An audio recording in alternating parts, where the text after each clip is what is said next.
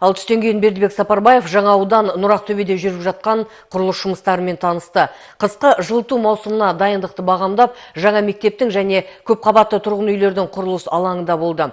Сондай-ақ облыс әкімі қаланы сумен қамту жүйесінің орталық базардың жұмысын көрді. Бұл туралы толығырақ келесі бейнематериалда.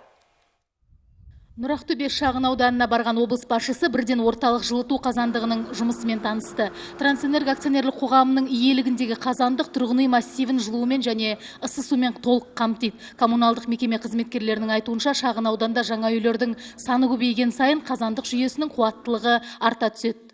Мощности 64 геккалориялық 4 котелдан тұрады, әрқайсысы 15 геккалориядан. Осы микрорайонға жылу беріледі және ысы су берілетін қазандық болып саналады. Бүгінгі таңда ол микрорайоннан 13 үйдің осы қазандыққа қосылды. Әлі де үйлер салынып жатыр. Бұл осы үлкен микрорайонға арналып салынған қазандық. Микрорайонның үлкейе бастауына байланысты қосымша тағы да қазандық қосылады. Нұрақтөбе шағын ауданындағы мектептің құрылысы аяқталуға жақын. Жаңа ауданда бой көтерген білім ордасы 1200 оқушыға шақталған. Өткен жылы тамыз айында басталған құрылысқа 1,5 миллиард теңге бөлінді. Өңір басшысына жауапты тұлғалар жаңа нысанның құрылысына қатысты баяндады. Мектептің жалпы аумағы шамамен 4 гектар жерді алып жатыр. Спорттық және көркем гимнастикаға арналған үлкен залдары бар. Салынып жатқан мектепте болған облыс әкімі Бердібек Сапарбаев биылдан қалмай құрылысты аяқтау керек деп тапсырма берді. 17 434 общий квадратных. Я понял, общий. Сколько из них полезных площадей? Из этой площади полезная площадь где-то порядка 12 тысяч. Остальное подвал, технический этаж, личные клетки. А коридоры?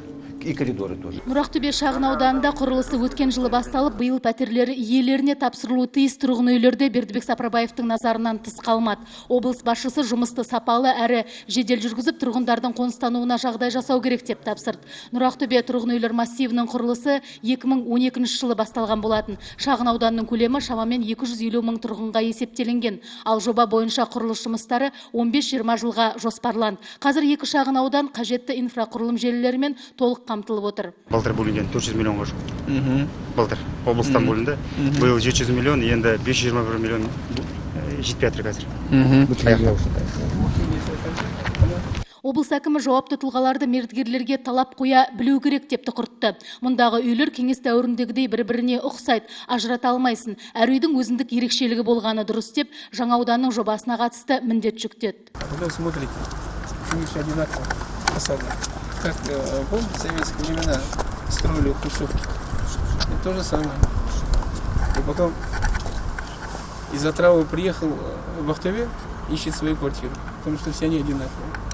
И здесь то же самое. Надо как-то фасад этим проектировщикам надо заказывать, надо сказать, слушайте, вы делаете разные, не одинаковые. Тем более было замечание президента по этому вопросу. Видите как? Сколько здесь домов? 50 домов, все одинаковые.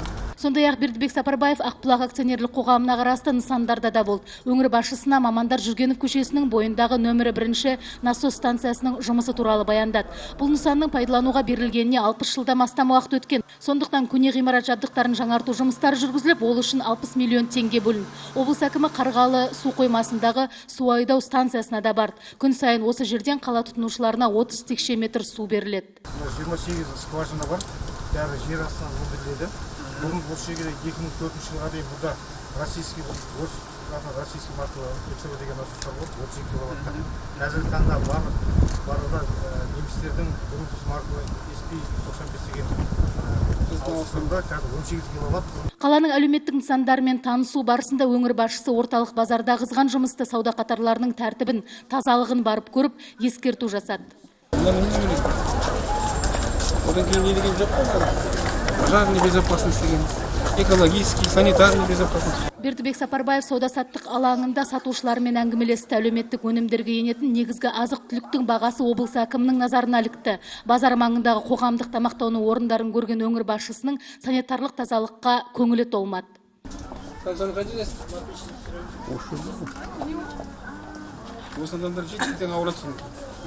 Ал сыртта осы жердегі автобус аялдамасында қоғамдық көлік күткен жолаушылармен сөйлесті. Автобус көп күтесіздер ме?